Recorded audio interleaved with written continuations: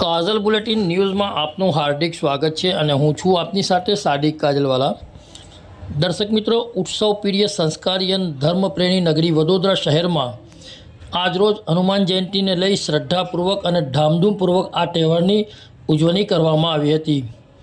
વહેલી સવારથી જ હનુમાનજીના મંદિરોમાં શ્રદ્ધાળુઓની દર્શન માટે મોટી સંખ્યામાં લાંબી કતારો હોવાનું જાણવા મળ્યું હતું।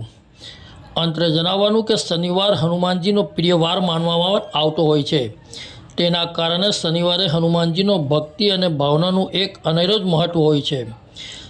આજે વડોદરા શહેરના ફતેપુરા વિસ્તારમાંથી રોકડનાર મંદિર સુધીની ભવ્ય શોભાયાત્રાનું સાંજે 6 વાગ્યાના સુમારે એક આયોજન કરવામાં આવ્યું હતું, જે શહેરના ફતેપુરાથી યાકુતપુરા ચાંપાનેર દરવાજા થઈ પોતાના નિર્ધારિત રૂટ ઉપરથી લોખંડી પોલીબંધો સાથે કોમી એકલાસભર્યા વાતાવરણમાં આ શોભાયાત્રા પસાર થતાં પોલીસ પ્રશાસને રાહતનો દમ લીધો હતો।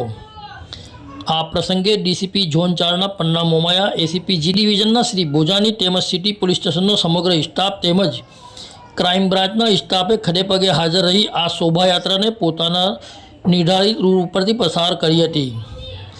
આ પ્રસંગે વડોદરા શહેર તાજિયા કમિટીના પ્રમુખ સૈયદ જાહિર હુસૈન બાપુએ પોલીસ પ્રશાસન અને સૌનો આભાર વ્યક્ત કર્યો હતો।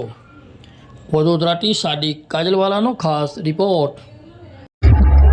આ 10 વર્ષની જેમ આ વર્ષે પણ મારુતિનંદન હનુમાનજીની યાત્રા અહીંયાથી પસાર થઈ રહી છે અને હર્ષ ઉલ્લાસથી શાંતિથી લોકો દર્શન કરીને આગળ વધી રહ્યા છે અને અમે દર વર્ષે આ જ રીતના અહીંયા એમના સ્વાગતમાં ઊભા રહીએ।